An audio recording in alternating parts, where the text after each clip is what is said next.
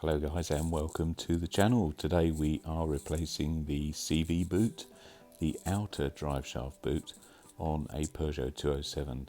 Now this particular vehicle is a van, but the operation applies exactly the same to the car. And there are a few jobs I need to do on this vehicle actually, so I will be lifting the car both sides at the front, but we are actually replacing the CV boot on the driver's side outer, so this is the offside front outer CV boot. And first of all, obviously we need to remove the hub nut, so I'm just loosening the hub nut off and also the wheel nuts, so with a bit of weight still on the vehicle, that allows me to get the center hub nut that holds the drive shaft into the hub assembly and the wheel bolts slackened off so that they're easily removed.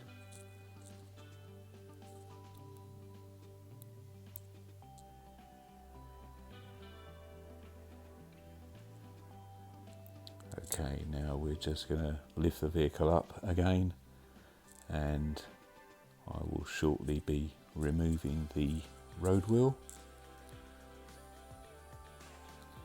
Incidentally, the nut in the center that holds the drive shaft into the hub, you will find that it's actually peened over in two places to lock it in place. So what I did with this particular vehicle is I've got a little chisel and just knocked those areas of the nut back out so that the nut could be actually undone easily.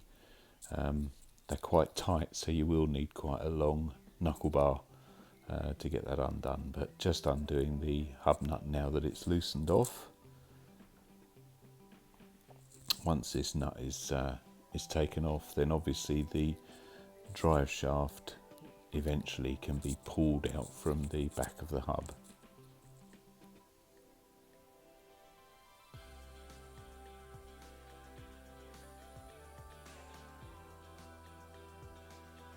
As you can see, I've got a couple of axle stands under the car.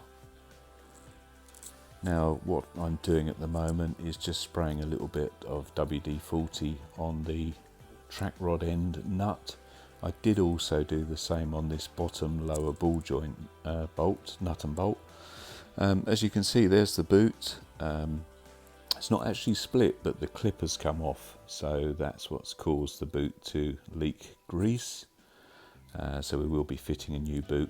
I have also removed the brake caliper by undoing the two 13mm bolts that hold that onto the hub, and also the 13mm bolt that holds the brake flexible hose onto the front strut, the front suspension strut. So now I can actually grab that caliper and move it completely out the way.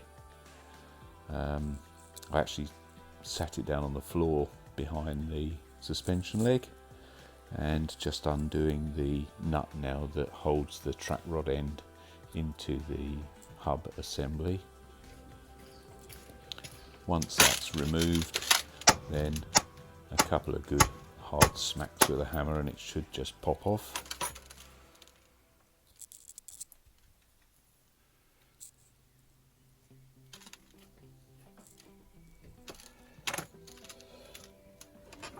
What we need to do now is just spin the hub round the other way and undo the lower ball joint nut and bolt. It's a pinch bolt actually that goes through the hub assembly and holds the ball joint into the hub. I did find that it's a little bit tricky holding this other end of the bolt with a spanner, so I've got another socket on there with a bar, and just managed to undo that, and as you can see it quite easily pops out.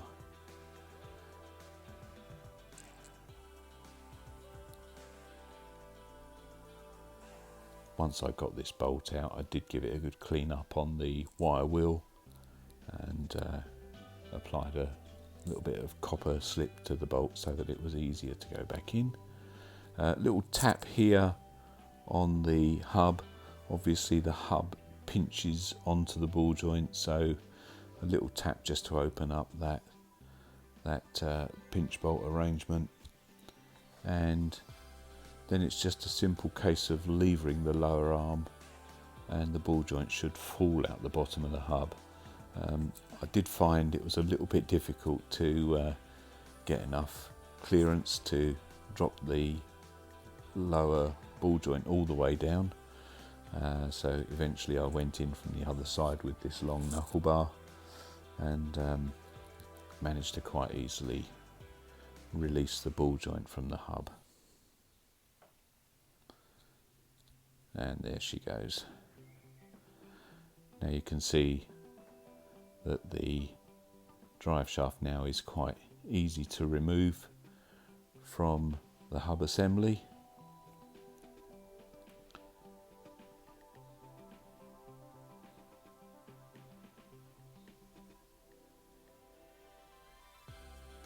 Obviously the outer clip had already fallen off, but the inner clip I've cut and now removed, and it's just a case really of pushing this old CV boot back, exposing the outer part of the CV, the constant velocity joint on the drive shaft,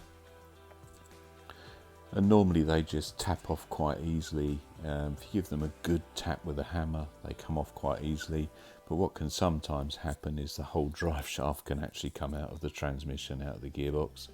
So I have actually just slipped under a little drainer there just in case it does come out and we lose transmission fluid, but after a few good thumps the CV joint did come off the end of the shaft.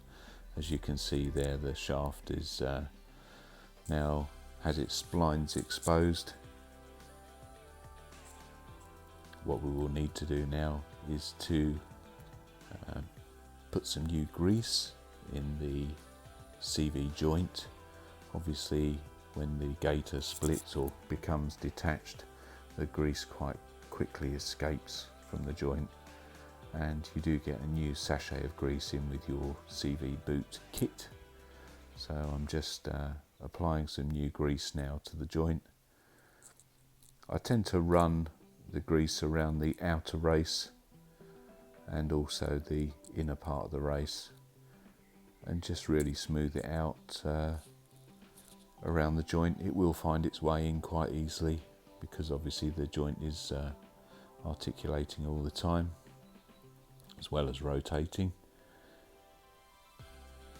and then it's just simply a case of lining the splines up and just knocking the joint back on the end of the shaft. Obviously it's best to make sure you got that nicely lined up. Give it a good thump with a hammer, preferably a copper hammer, so that you don't damage the end of the drive shaft. So obviously you can cause some damage where the nut goes back onto the hub nut goes on and holds it back in the hub if you're not careful. But yeah, managed to give this a few good thumps and it went on eventually. The trick is to try and hold the joint nice and square on the shaft as you're banging it back on, really. And you will find that if you can do that and apply a good amount of force with your hammer, it will go back on fairly easily. I think I had a couple of attempts, but it did go on.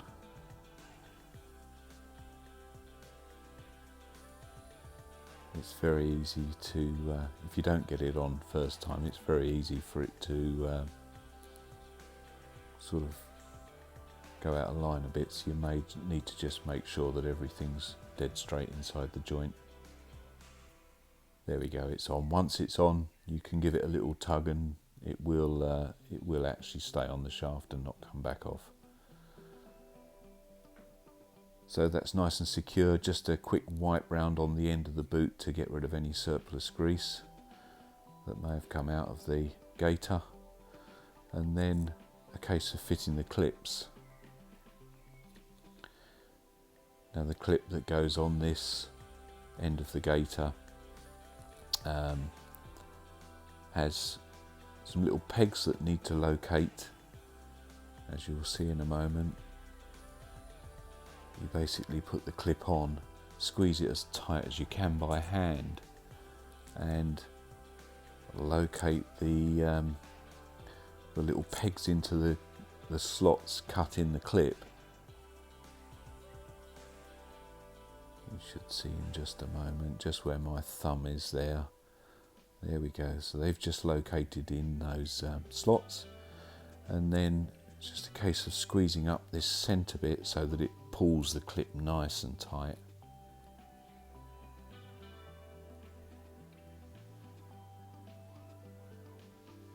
You can actually feel that really squeezing up tightly once you've got that on. Obviously I repeated the same process with the inner clip, but the heavens absolutely opened, and I had to get my camera out of the way. It absolutely tipped down, so I couldn't film me putting everything back together, but obviously it's a reverse of what you've already seen. It's all straightforward stuff, and quite an easy job once you've got everything apart and you've replaced the boot and get it all back together. So I hope you found that useful. If you have any questions, please feel free to drop a comment down below. But thanks ever so much for watching, guys. Much appreciated, and I'll see you in the next one. All the best. Bye now.